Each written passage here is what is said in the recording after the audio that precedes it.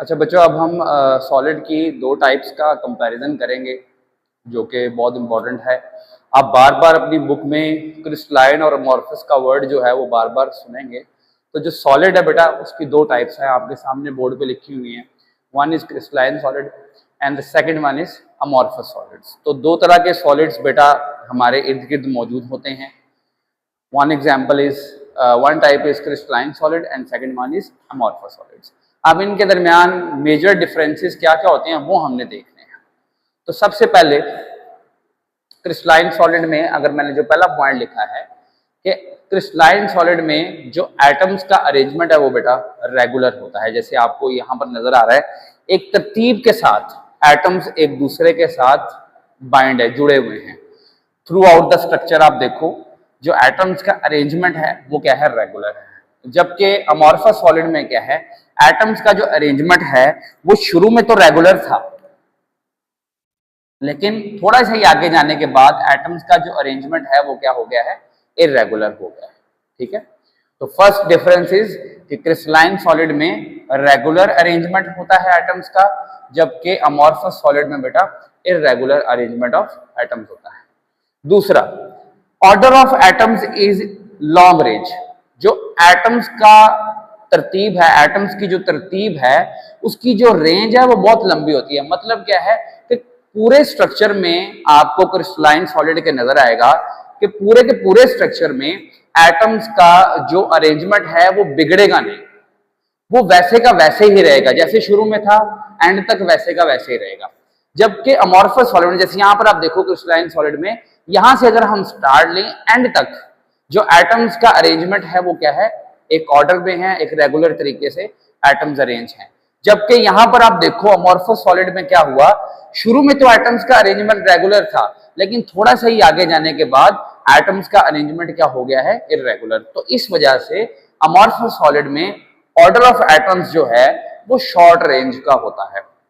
Third बात करते हैं, क्रिस्टलाइन सॉलिड में जो एटम्स का बेटा अरेंजमेंट है वो कैसा होता है, three dimensional arrangement of atoms. जबकि अमॉर्फस सॉलिड में टू डायमेंशनल अरेंजमेंट भी होता है और इसके अलावा three dimensional arrangement of atoms भी होता है। अब 2D और 3D इसका फर्क कैसे हम जानेंगे। देखें, फर्ज कर लें आपके पास ये मार्कर्स है, ये दो मार्कर्स मैंने आपस में ज्वाइन कर दी। इन दोनों मार्कर्स के पास दो डायरेक्शंस हैं, एक है लेफ्ट टू राइट और एक आपको डायरेक्शन जो नजर आ रही है वो कौन सी है, डाउनवर्ड टू अपवर्ड। ठीक है, ये जो दो डायरेक्शंस हैं, अगर किसी सॉलिड के अंदर पार्टिकल्स का अरेंजमेंट लेफ्ट टू राइट हुआ हो या डाउनवर्ड अपवर्ड हुआ हो तो ऐसा सॉलिड होता है टू डायमेंशनल। लेकिन अगर मैं क्या करूं, ये मेरे पास थर्ड मार्कर है, अगर मैं इन दोनों मार्कर्स के पीछे लगा दूं, जरा देखें, अब यहां पर दो डायमेंशंस तो आपको नजर आ रही हैं, एक तीसरी डायमेंशन है जो मेरी तरफ है बैकवर्ड साइड पे, और इसी तरीके से अगर इसको आगे लगा दिया जाए तो ये भी तीसरी डायमेंशन का रोल प्ले करेगा। यानी कि एक तीसरी डायमेंशन भी होती है जो बैकवर्ड और फ्रंट को रिप्रेजेंट कर रही होती है।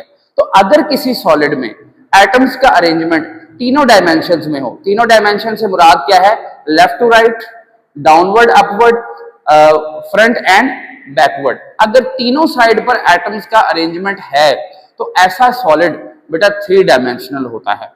ठीक है, तो मैं दोबारा आपको बता देता हूं कि टू डायमेंशनल क्या होता है। टू डायमेंशनल ऐसा सॉलिड होता है जिसमें एटम्स का जो अरेंजमेंट है वो लेफ्ट राइट पर हो, एटम्स का अरेंजमेंट, और डाउनवर्ड अपवर्ड। तो ये जो बेटा अरेंजमेंट है, इससे जो स्ट्रक्चर बनेगा उसको टू डायमेंशनल बोला जाएगा। जबकि अगर मैं एटम्स को इसके बैकवर्ड साइड पर अरेंज कर दूं या फ्रंट वाली साइड पर भी एटम्स को अरेंज कर दूं तो फिर मेरा ये सॉलिड बेटा कौन सा हो जाएगा, थ्री डायमेंशनल हो जाएगा। तो याद रखना है आपने, थ्री डायमेंशनल सॉलिड में क्या होता है, यहां पर मैं जरा एक छोटी सी डायग्राम बना देता हूं आपके अंडरस्टैंडिंग के लिए, कि थ्री डायमेंशनल ऑब्जेक्ट में या थ्री डायमेंशनल सॉलिड में एटम्स का अरेंजमेंट लेफ्ट राइट भी होता है, डाउनवर्ड अपवर्ड भी होता है। अब आपको पता है जो डायरेक्शन बैकवर्ड है और फ्रंट है उसको मैं यहां पर नहीं बना सकता क्योंकि मेरा बोर्ड भी टू डायमेंशनल है, बोर्ड भी क्या है, टू डायमेंशनल है, इस वजह से यहाँ पे तीसरी डायमेंशन को शो नहीं कर सकता। तो यहाँ मैंने यहाँ पर एक डायरेक्शन बनाई है, ये जो मेरी डायरेक्शन है ये फ्रंट और बैक दोनों को रिप्रेजेंट कर रही है।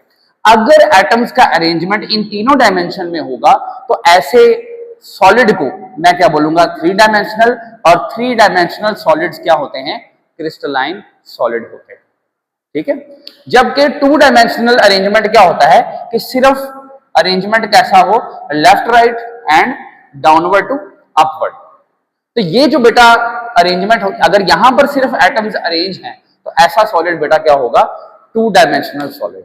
ठीक है, तो अमॉर्फस सॉलिड ज्यादातर बेटा कौन से होते हैं, टू डायमेंशनल, लेकिन कुछ अमॉर्फस सॉलिड आपको 2D के साथ 3D भी नजर आते हैं। ठीक है जी, तो क्रिस्टलाइन सॉलिड में और अमॉर्फस सॉलिड में जो तीसरा डिफरेंस है, that we will count the crystalline solids are only three dimensional. ये सिर्फ क्या होते हैं, थ्री डायमेंशनल होते हैं, जबकि अमॉर्फस सॉलिड्स जो हैं वो क्या होते हैं, 2D भी होते हैं और थ्री डायमेंशनल भी होते हैं। और याद रखिएगा, जब एक ऑब्जेक्ट या सॉलिड थ्री डायमेंशनल होता है तो उसकी एक परफेक्ट ज्योमेट्री भी बनती है। अब ज्योमेट्री क्या होती है उसमें तो नहीं हम जाएंगे क्योंकि मैथ का टॉपिक है, आप लोग मुझसे बेहतर शायद जानते हो, मैथ्स के स्टूडेंट हैं आप लोग। तो ज्योमेट्री होती है क्रिस्टलाइन सॉलिड की, एक परफेक्ट ज्योमेट्री होती है, जबकि जो अमॉर्फस सॉलिड्स होते हैं बेटा इनकी परफेक्ट ज्योमेट्री नहीं होती है। हाँ 3D जो है उनकी ज्योमेट्री होती है, लेकिन जो 2D होते हैं ना बेटा उनकी कोई परफेक्ट ज्योमेट्री नहीं होती। अब आपका ये जो बोर्ड है बेटा, ये बोर्ड, इसमें तीसरी डायमेंशन में कहीं पर भी ड्रॉ नहीं कर सकता, या मैं ये कह सकता हूं कि इस बोर्ड की डायमेंशन ही दो हैं, एक लेफ्ट राइट है, ठीक है, और एक डाउनवर्ड अपवर्ड। ठीक है, तो ये बोर्ड भी हमारा टू डायमेंशनल है। तो टू डायमेंशनल ऑब्जेक्ट्स में एटम्स का जो अरेंजमेंट है वो लेफ्ट टू राइट और डाउनवर्ड अपवर्ड होता है।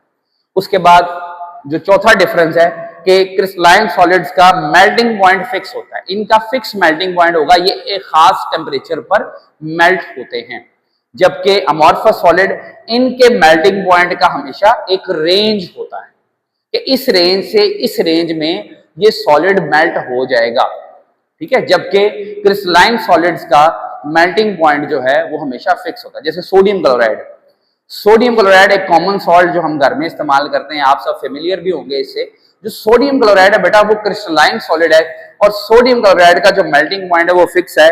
मैं यहां पर लिख देता हूं, सोडियम क्लोराइड का मेल्टिंग पॉइंट है 801 डिग्री सेल्सियस, जबकि ग्लास जो है, ग्लास वो बेटा अमॉर्फस सॉलिड है, ग्लास का मेल्टिंग पॉइंट की रेंज है 1300 डिग्री सेल्सियस से लेकर 1600 डिग्री सेल्सियस। यानी कि इस टेम्परेचर रेंज के अंदर किसी भी टेम्परेचर पर जो ग्लास है वो आपका मेल्ट हो सकता है। ठीक है, तो अगर आपने ये पता चलाना हो कि सॉलिड क्रिस्टलाइन है या अमॉर्फस है तो ये भी एक तरीकाकार है, आप उस सॉलिड को मेल्ट करें।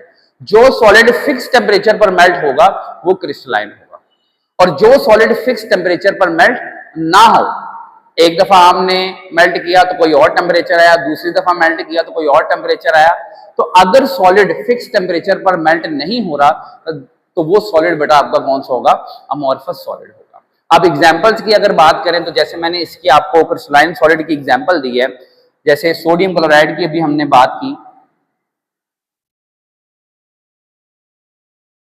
उसके अलावा अगर मैं बात करूं डायमंड की, इसके अलावा अगर मैं बात करूं एल्यूमिनियम की, ठीक है, ये कुछ एग्जांपल्स हैं। आयरन को भी लिख सकते हैं हम, आयरन एक और एग्जांपल। तो ये बेटा सारे क्रिस्टलाइन सॉलिड हैं, जबकि अमॉर्फस सॉलिड में हम एग्जांपल ले सकते हैं, ग्लास की मैंने एग्जांपल आपको दी, रबड़, इसके अलावा ग्लास, रबड़, ग्राफीन, ये आगे हमने पढ़ना भी है। तो ये किसकी एग्जांपल है, ये बेटा अमॉर्फस सॉलिड्स की एग्जांपल्स। तो आई होप आपको अंडरस्टैंड कर लिया होगा कि क्रिस्टलाइन और अमॉर्फस सॉलिड में क्या डिफरेंस होता है। इस पे खैर बात तो और भी बड़ी लंबी हो सकती है, लेकिन आपके सिलेबस को व्यू मद्देनजर रखते हुए तो मैं इतना ही आपको बताऊंगा। इसको आप नोट कर लें क्योंकि ये आपकी बुक में मेंशन नहीं है, बट ये बार बार कहीं ना कहीं इस्तेमाल जरूर होंगे। ठीक है, तो आज के लिए इतना ही है, तो आप इसको नोट कर लें। इंशाल्लाह नेक्स्ट लेक्चर में हम लिक्विड स्टेट्स को डिटेल में डिस्कस करेंगे।